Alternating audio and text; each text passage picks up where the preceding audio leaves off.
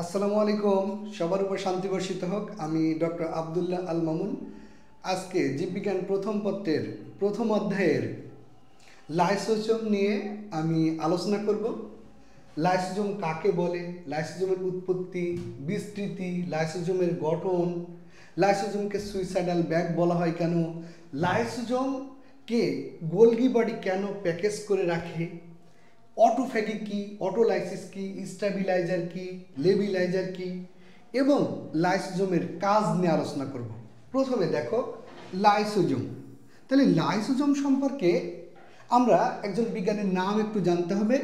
ইনি লাইসোজোম আবিষ্কার করেছিল। তাহলে আবিষ্কারক বিজ্ঞানী ক্রিশ্চিয়ান দা দুবে। বিজ্ঞানী ক্রিশ্চিয়ান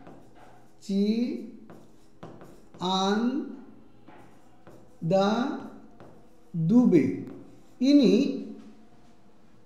1955 সালে সর্বপ্রথম লাইসোজোম আবিষ্কার করে এবং নামকরণ করে। দেখো, এরপরে লাইসোজোমের উৎপত্তি আমি এক কথায় তোমাদেরকে বলে দিতে পারি। লাইসোজোম উৎপত্তি লাভ করে হলো তোমার এন্ডোপ্লাজমিক রেটিকুলাম হতে। কিন্তু দেখো তুমি, একটা কোষের, একটা প্রাণী কোষ, আর আমরা জানি প্রাণী কোষে লাইসোজোম বেশি পরিমাণে থাকে। এটা একটা নিউক্লিয়াস, নিউক্লিয়াসের সাথে যে অঙ্গাণুটা থাকে, এই অঙ্গাণুটার নাম হলো এন্ডোপ্লাজমিক রেটিকুলাম। এই এন্ডোপ্লাজমিক রেটিকুলামের গায়ে যে দানাদার পদার্থ লেগে থাকে সেটার নাম হলো রাইবোজোম। এটার নাম কি? রাইবোসোম। এবং আমরা জানি যে এই এন্ডোপ্লাজমিক রেটিকুলামের পাশেই থাকে হলো গোলজি বডি। লাইসোজোমের মধ্যে দুইটা উপাদান আছে। এটা আমি ধরে নিলাম লাইসোজোমের মধ্যে থাকে হলো এনজাইম,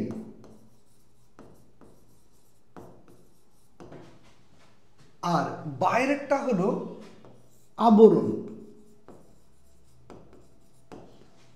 তাহলে লাইসোজোমের দুইটা পার্ট, ভিতরে থাকে এনজাইম এবং বাইরে আবরণ। দেখো, এন্ডোপ্লাজমিক রেটিকুলাম লাইসোজোমের ভিতরের এনজাইমগুলোকে উৎপাদন করে এবং পরবর্তীতে এই গোলজি বডির একটা অংশ ভেঙে যে সেই এনজাইমগুলোকে আবৃত করে রাখে। আর তোমরা জানো যে লাইসোজোম ফ্যাগোসাইটোসিস প্রক্রিয়ায় জীবাণুকে ভক্ষণ করে। লাইসোজোমের এই এনজাইমগুলো যদি অনাবৃত থাকতো তাহলে একটা কোষকেই ধ্বংস করে ফেলে দিতে পারত। অর্থাৎ আমরা বলতে পারি লাইসোজোমের উৎপত্তি হয় এন্ডোপ্লাজমিক রেটিকুলাম হতে, এবং এই এন্ডোপ্লাজমিক রেটিকুলাম হতে যে উপাদানগুলো উৎপন্ন হয় তার মধ্যে সবগুলোই প্রায় এনজাইম থাকে। এই এনজাইমগুলোকে আবৃত করে রাখে গোলজি বডি। দেখো, আরেকবার বলতেছি, ইনশাল্লাহ হয়ে যাবে।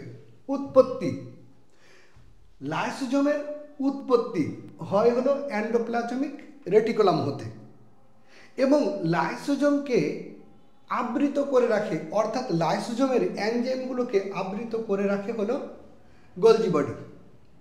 এবং লাইসোজোমের বিস্তৃতি, লাইসোজোম কি কাজ করে থাকে? জীবাণুকে ভক্ষণ করে। তাহলে লাইসোজোমে দেখো, লাইসোজোম জীবাণুকে ভক্ষণ করে। আর আমরা জানি যে আমাদের রক্তকণিকা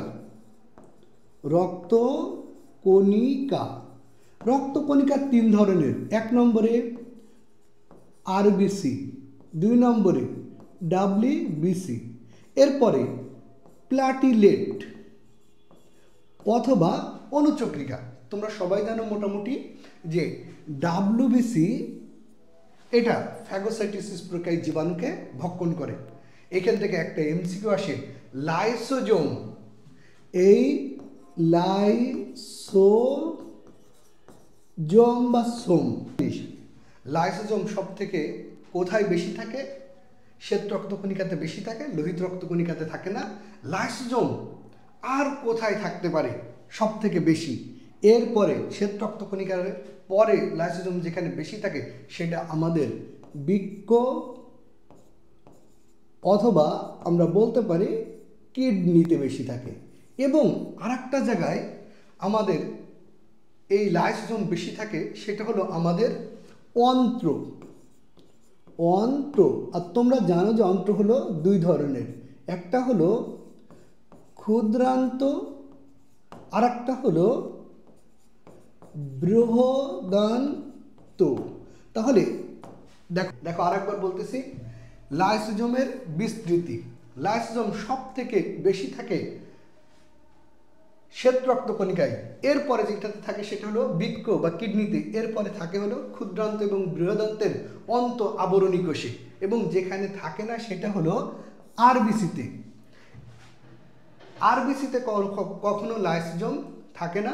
আমরা জানি যে প্রাণীদের দেহে সব থেকে বেশি লাইসোজোম থাকে, কিন্তু সম্প্রতি দেখা গেছে যে উদ্ভিদ কোষে এক ধরনের লাইসোজোম আবিষ্কৃত হয়েছে। উদ্ভিদ কোষ, তাহলে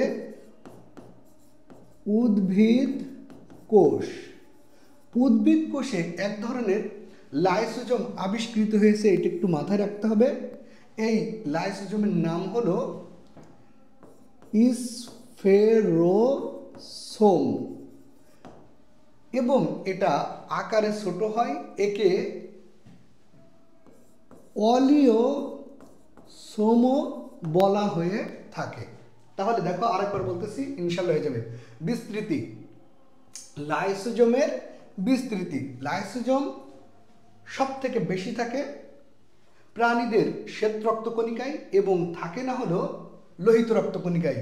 এছাড়া প্রাণীদের কিডনি এবং অন্ত আবরণী কোষে বেশি থাকে। সম্প্রতি উদ্ভিদ কোষে স্ফেরোসোম নামক লাইসোজোম আবিষ্কৃত হয়েছে, যাকে অলিওসোমও বলা হয়। লাইসোজোমের গঠন, লাইসোজোম আমরা জানি যে এর একটা ঝিল্লি আছে। লাইসোজোমের ঝিল্লিটা মনে রাখতে হবে এক স্তর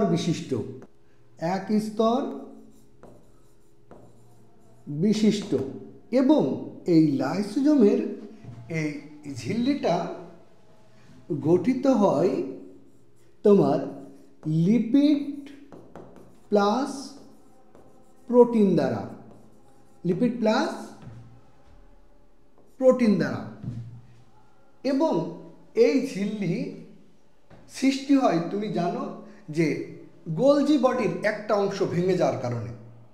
এবং এই ঝিল্লির কাজ হলো ভিতরে যত এনজাইম থাকে, আমরা জানি যে লাইসোজোমের ভিতরে পরিপাক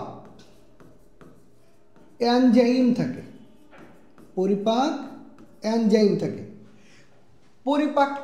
থাকে, এই পরিপাককারী এনজাইম থাকে হলো 40 থেকে 50 ধরনের। এর মধ্যে 1 নম্বরে ডিএনএস, 2 নম্বরে আরএনএস, 3 নম্বরে লাইপেজ, ফসফোলাইপেজ। এছাড়া বিশেষ একটা এনজাইম থাকে, এই এনজাইমের নাম তোমাকে মনে রাখতে হবে লাইসোজাইম। এই 40 থেকে 50 ধরনের মধ্যে সব থেকে বেশি পরিমাণে যে এনজাইমটা থাকে সেটা হলো লাইসোজাইম। এবং এই সমগ্র এনজাইম, লাইসোজোমের মধ্যে থাকা সমগ্র এনজাইম পানি ছাড়া এরা কাজ করতে পারে না। তাহলে এদের কাজের জন্য কিসের প্রয়োজন? পানির প্রয়োজন হয়। দেখো, পানির প্রয়োজন হয়। তাহলে এই এনজাইমগুলোর কাজের জন্য পানির প্রয়োজন হয়, আর যার কারণে এই 40 থেকে 50 ধরনের এনজাইমকে একসাথে বলা হয় হাইড্রোলাইটিক এনজাইম। Hydrolytic enzyme. দেখো আরেকবার বলতেছি, ইনশাল্লাহ হয়ে যাবে। কোষঝিল্লির গঠনে দেখা গেছে যে এর আবরণটা এক স্তর বিশিষ্ট এবং এটা গঠিত হয় লিপিড প্লাস প্রোটিন দ্বারা। আর তোমরা অলরেডি জেনেছো যে এই আবরণটা তৈরি করে দেয় গোলজি বডি, এবং এর মধ্যে পরিপাককারী এনজাইম থাকে কত ধরনের? 40 থেকে 50 ধরনের। এই এনজাইমগুলো পানির উপস্থিতি ছাড়া কাজ করতে পারে না, যার কারণে এদেরকে বলা হয় হাইড্রোলাইটিক এনজাইম। অটোফ্যাগি কাকে বলে? একটা প্রাণী কোষের মধ্যে মাঝখানে আমি ধরে নিলাম এটা নিউক্লিয়াস, এর পাশে আমি ধরে নিলাম এটা একটা মাইটোকন্ড্রিয়া, এটা গোলজি বডি, এটা লাইসোজোম। তোমরা জানো যে লাইসোজোমের মধ্যে 40 থেকে 50 ধরনের এনজাইম থাকে। আমি লাইসোজোমটাকে একটু বাইরে বের করে এনে দেখাবো। তোমরা জানো যে লাইসোজোমের আবরণী গঠিত হয় লিপিড প্লাস প্রোটিন দ্বারা, এবং ভিতরে থাকে হলো 40 থেকে 50 ধরনের এনজাইম।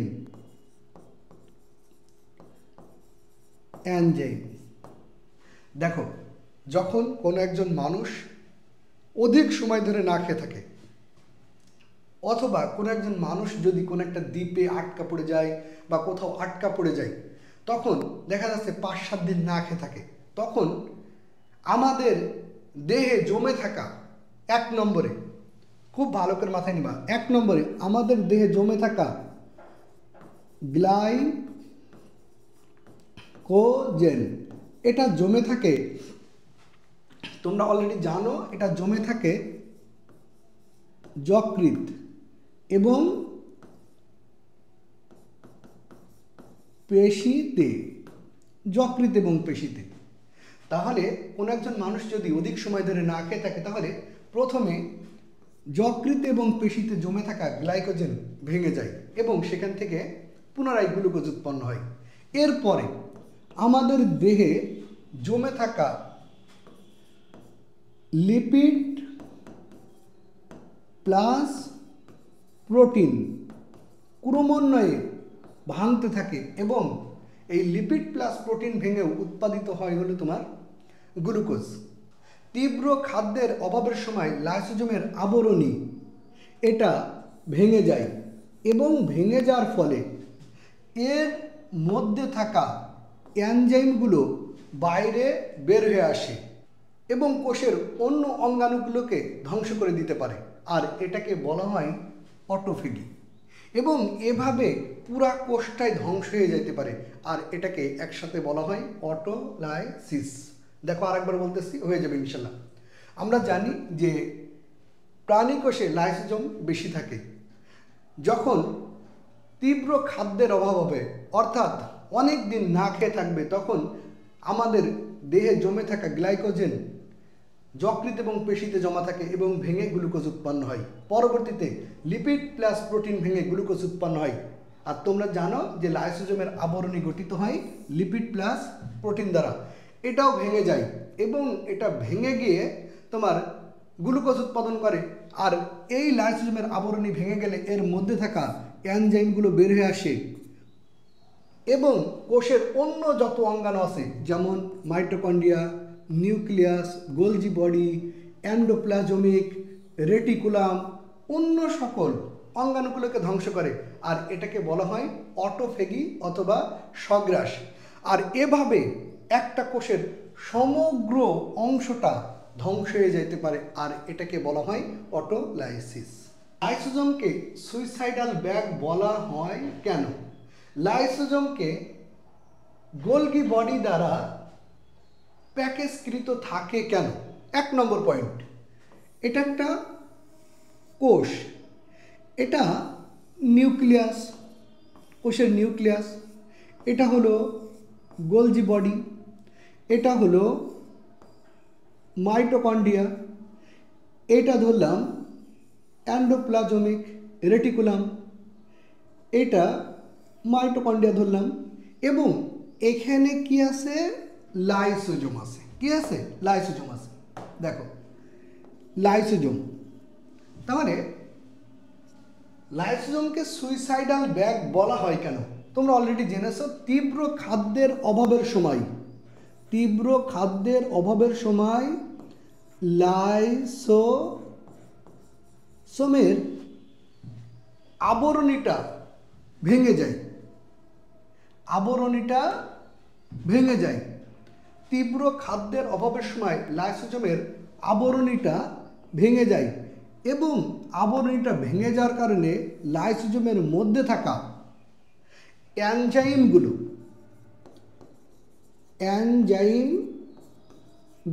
বাইরে বের হয়ে আসে।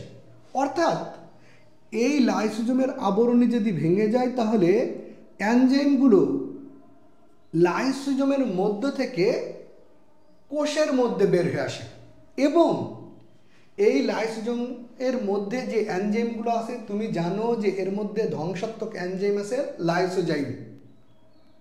এই এনজাইমগুলো বের হয়ে যাওয়ার কারণে লাইসোজোম নিজে ধ্বংস হয়, এবং কোষের অন্য যত অঙ্গাণু আছে সেগুলোকে ধ্বংস করে, যার কারণে লাইসোজোমকে বলা হয় সুইসাইডাল ব্যাগ।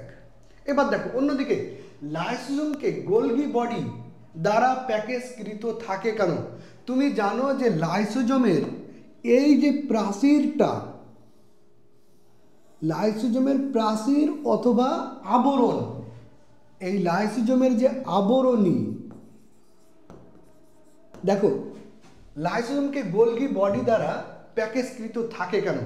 লাইসোজোমের যে আবরণী, এটা গঠিত হয় গোলজি বডি দ্বারা।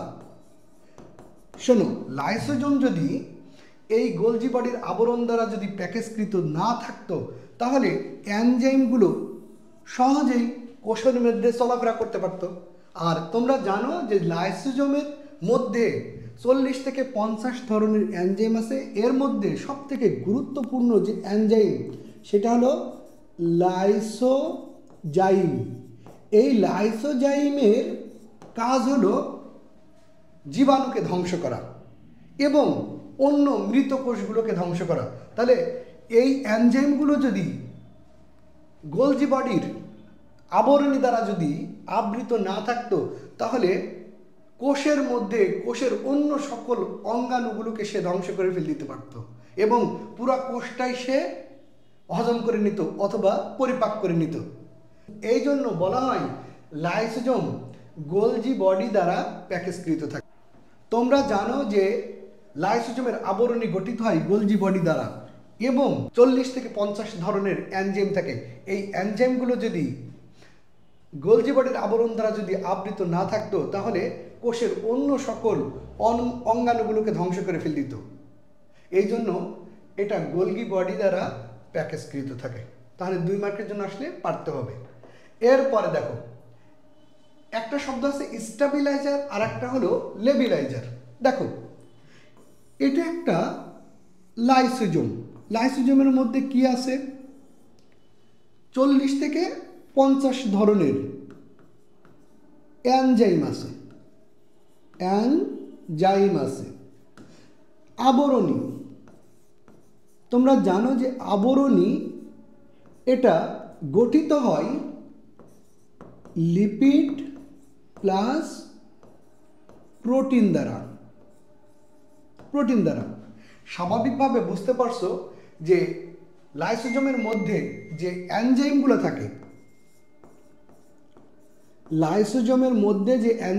থাকে, এগুলো যদি স্বাভাবিকভাবে বের হয়ে আসে, তাহলে সে নিজে ধ্বংস হয় এবং অন্যকে ধ্বংস করে ফেলে দিতে পারে।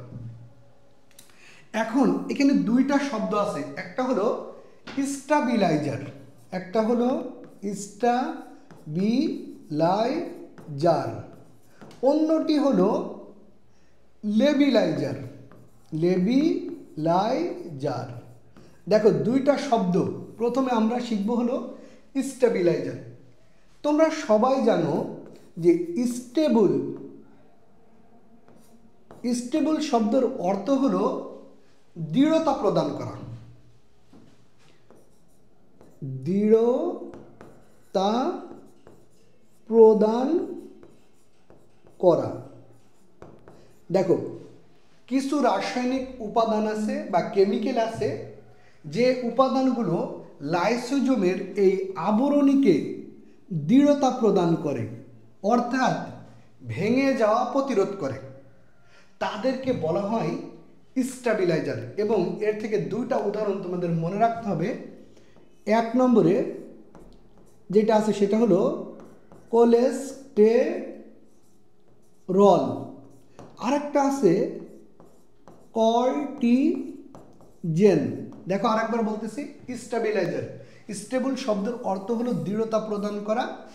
আর লাইসোজোমের আবরণী, যেটা তোমরা জানো লিপিড প্লাস প্রোটিন দ্বারা গঠিত, লাইসোজোমের এই আবরণী কিছু কেমিক্যাল আছে বা রাসায়নিক উপাদান আছে যারা লাইসোজোমের এই আবরণীকে ভাঙতে দেয় না, দৃঢ়তা প্রদান করে, তাদেরকে বলা হয় স্টেবিলাইজার। এদের উদাহরণ মনে রাখতে হবে, কোলেস্টেরল আর একটা হলো কর্টিজেন। অন্য একটি লেবিলাইজার, লেবিলাইজার। লেবিলাইজার শব্দটা এসেছে ল্যাবাইল থেকে। ল্যাবাইল শব্দের অর্থ হলো ভেঙে যাওয়া। দেখো কিছু রাসায়নিক উপাদান আছে বা হরমোন আছে যেগুলো লাইসোজোমের এই আবরণীকে ভাঙতে সাহায্য করে, ভাঙতে সাহায্য করে। সেই সকল উপাদানকে বলা হয় লেবিলাইজার।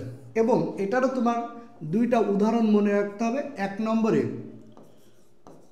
প্রোজেস্টেরন, আর একটা হলো টেস্টোস্টেরন।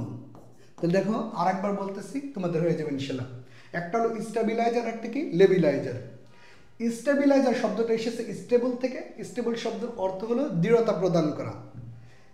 দেখো কিছু রাসায়নিক উপাদান আছে যেটা লাইসোজোমের আবরণীকে দৃঢ়তা প্রদান করে, অর্থাৎ ভেঙে যাওয়া প্রতিরোধ করে, তাদেরকে বলা হয় স্টেবিলাইজার। দুইটা উদাহরণ তোমাদের মনে রাখতে হবে এখান থেকে, একটা হলো কোলেস্টেরল আর একটা হলো কর্টিজেন।